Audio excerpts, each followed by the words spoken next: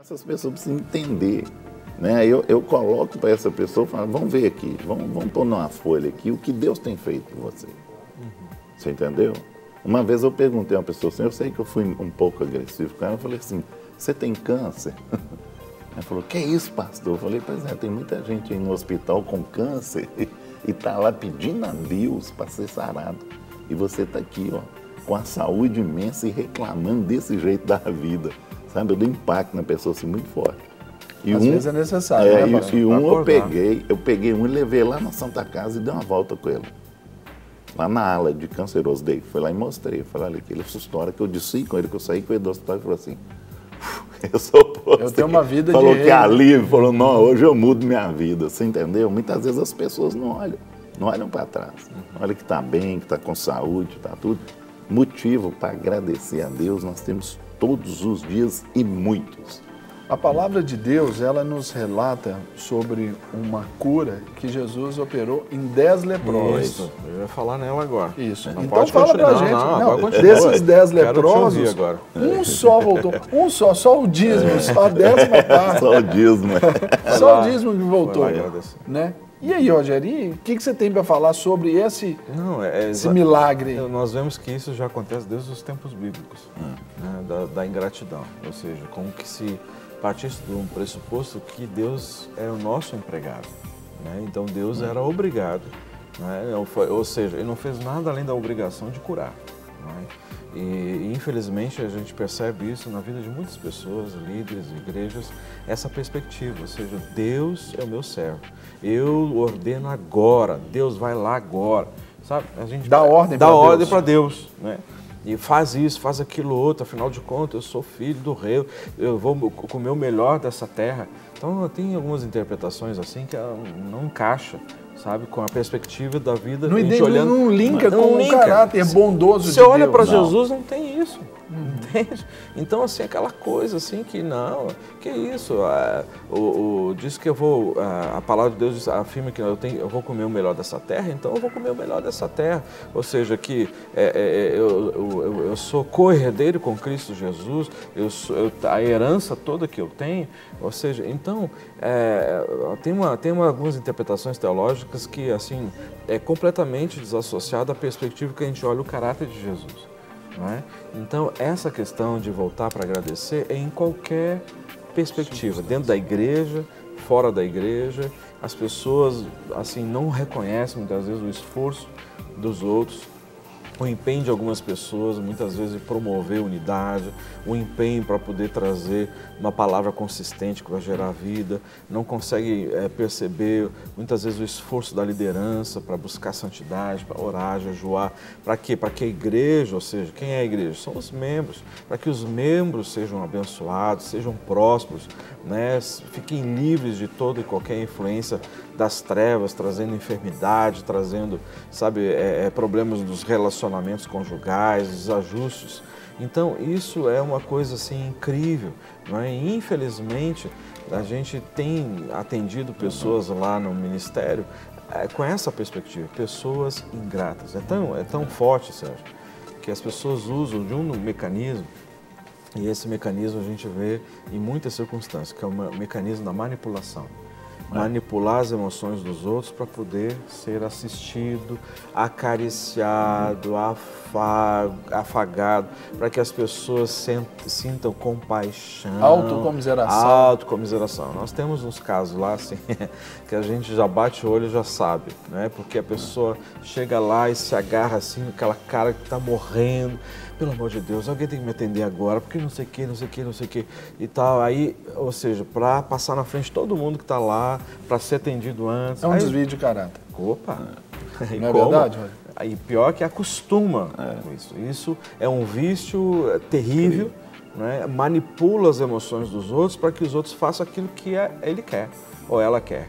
Né? Então, isso é demoníaco. É só observar, Rogério, eu não sei se acontece com vocês, eu acredito que sim e muito, claro. Assim como acontece comigo. Com certeza. Quantas pessoas ligam para a casa pastoral para pedir aconselhamento ali no âmbito familiar, né? 3429-9400 se você precisar, né? E é o serviço, claro, né? Tá e as pessoas ligam, olha, meu casamento pegou fogo na caixa d'água.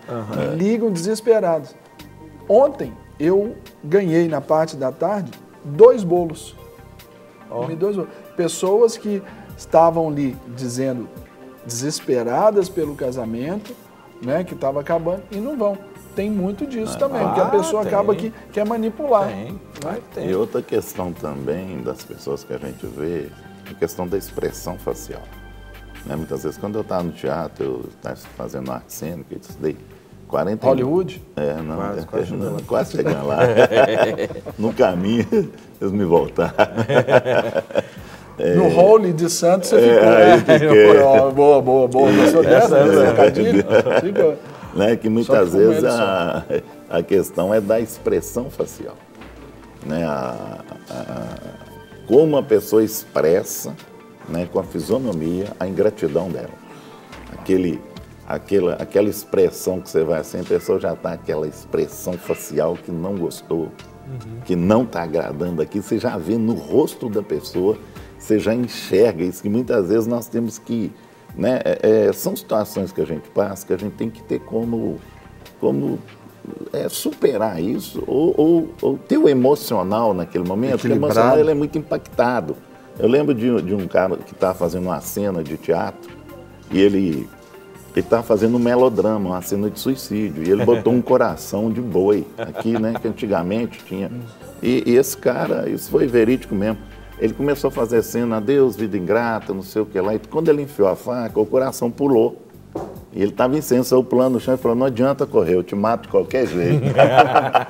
Ele saiu correndo, você entendeu? Então, assim, ele não perdeu o equilíbrio naquele momento, ele tornou aquilo ali, né, era um drama e tornou cômico. Mas ele não perdeu o equilíbrio. E muitas vezes as pessoas expressam facialmente que elas estão, né, amarguradas com aquilo e que não aceitaram aquilo.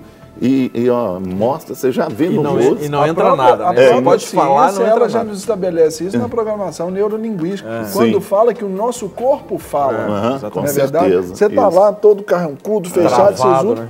Não tá. E as pessoas chegam assim. Então você precisa de muita graça para despertar que ela tem virtudes que devem ser potencializadas. Porque o senhor bem colocou, é o que eu percebo, na ingratidão, vamos dizer assim, você faz... Pastor, eu faço tudo para minha esposa, faço tudo para o meu marido. Deixei de fazer isso, a casa caiu.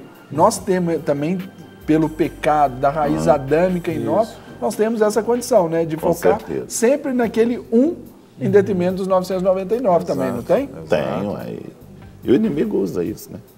O diabo ele potencializa, né? Potencializa. Ele vai lá e já vê que o cara é carrancudo, que gosta de, ou a mulher...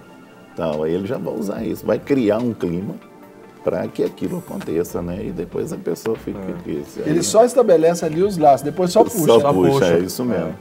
Então, além da manipulação, que a gente percebe como uma das características, assim, que as pessoas acabam adquirindo para poder, sabe, chamar a atenção, essa perspectiva de ser, sabe, da autocomiseração. E tanto é que, às vezes, tem pessoa que chega lá, foi recentemente, a gente viu isso, né? A pessoa, assim, estava quase morrendo, às vezes até gemendo. Aí, daqui a pouquinho, a gente olhou lá, a pessoa já tinha descido, estava lá conversando, batendo papo. Estava quase morrendo lá, sabe? Quando via um de nós, assim, passar pelo corredor e tal, aquela atitude, assim, morrendo e tudo, né? Agora, mais uma outra coisa que a gente percebe muito forte, chama-se orgulho. E orgulho tem sido, assim, essa mola que ela é propulsora, mas ao mesmo tempo ela funciona como uma parede, né? Para quê? Você pode falar e não entra, não passa, porque o coração ficou endurecido diante, muitas vezes por feridas ou situações extremamente... Por uma até emocionalmente falando, que é o que eu estudo também, a pessoa cria isso aí como um mecanismo emocional de defesa. Então, aí estabelece ali aquela guarda, né? Aquela guarda e não passa nada, não entra nada. Né? E uma das coisas que a gente entende é que a mola propulsora, assim, ou seja, o sustentáculo da pessoa é a ingratidão. E como se ela usasse um óculos que ela não percebesse, ela não visse as coisas boas, né? Sabe, ela não consegue ver o bem quando ele vem, sabe? Então, quando ele chega, diz assim, ah, tá bom, é legal, né? Mas eu já quero outra coisa. Esse aqui já não me satisfaz mais, sabe? Aí, quando ele alcança aquela outra coisa, ela é insatisfeita. Então, mas já tem outras coisas já mais avançadas do que essa. E também não sabe esperar. Não sabe. Não. Então, se tornam pessoas ansiosas, né? A ansiedade tem sido um mal muito grande, principalmente para poder ouvir a voz de Deus. Eu ouvi uma vez, a ansiedade é o excesso de futuro na vida da pessoa. Exatamente, exatamente. Você tem expectativas? Ok, é um futuro que se aproxima, que você tem expectativas por ele, você deseja. Agora, o excesso faz mal, né? E o excesso de passado dá depressão. A depressão, exatamente. Então, essas são as duas perspectivas. Quando a gente fala assim, eu estou me lembrando aqui de uma realidade que eu vivi. Quem está acompanhando o programa me ouviu falar ontem, me ouve falar agora de novo, é de um casal que eu tenho lá como liderados, e a menina, ela sofreu um aborto, se eu posso dizer assim, de ontem, né? E a Aline conversando, a Aline, minha esposa, conversando com uma outra vizinha nossa lá no prédio, ela falando da irmã dela, que também passou por esse processo de um aborto, e que a irmã está desesperada. E essa moça, ela tem uma criancinha, um bebezinho que tem um problema. Eu sou chorão mesmo. Hoje, ela tem um bebezinho que tem 1 ano aproximadamente. E a menininha tem um problema que ela não senta.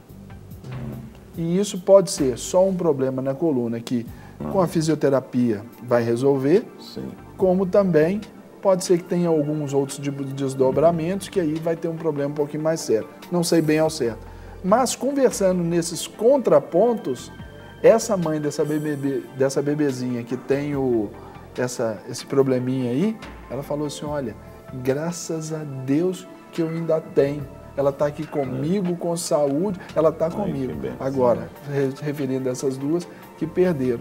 Então, tem que ter essa sensibilidade, né, Rogério? Perspectiva de gratidão, desculpa.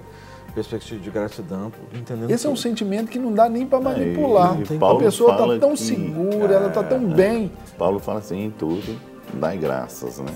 Então, eu tive um irmão, que ele já morreu, ele foi, eu acho que sentar com 3 anos. Ele foi sentar e também ficava só na cama deitado. Com 3 anos é que ele foi sentar. Ele começou a andar mesmo depois de 5 anos, mais ou menos, que ele começou a andar. E tranquilo, você entendeu? Teve aquele processo e tudo, depois que entrou na normalidade. Então, muitas vezes pode nascer assim e tudo, né? Ele morreu 40 anos e tal, mas ele teve esse processo de pequeno, porque quando ele nasceu, com 8 meses, ele teve sarampo. Então, o sarampo recolheu, né? E deu esse problema, mas depois ele reagiu e tal, e foi seguindo em frente em vida, né? Então, muitas vezes pode ser que essa criancinha futuramente venha andar, venha normalizar. Normal, né? E a gente crê no poder de Deus. Claro. Então, eu poderia, aproveitando essa deixa aí, eu poderia então perguntar para vocês se estaria certo afirmar que a gratidão é um elemento forte da fé? Ah, com certeza. A fé, com certeza. Eu creio até que um coração grato é um coração muito mais propenso a desenvolver uma fé e cada vez mais uma fé mais profunda e mais alicerçada, não é? Porque alguém que entende que uma coisa é eu me conformar com certas situações, outra coisa é eu agradecer que só pelo aspecto de eu despertar de manhã, abrir meus olhos e dizer, Senhor, muito obrigado por esse novo dia que o Senhor me concede. Muito obrigado que eu tenho uma cama para repousar. Muito obrigado que o Senhor me concede um lugar onde eu possa morar, né, e ter minha família. Então, muito obrigado pelo alimento que eu tenho na mesa. Quer dizer, quantas vezes eu gosto muito de falar com Deus debaixo do chuveiro, agradecer a Deus por essas mínimas coisas. Então, isso obviamente vai nos desenvolver a fé. E a palavra de Deus ela nos inspira a percebermos a mão do Senhor tanto nas mínimas quanto nas macro coisas que nós lidamos no dia a dia.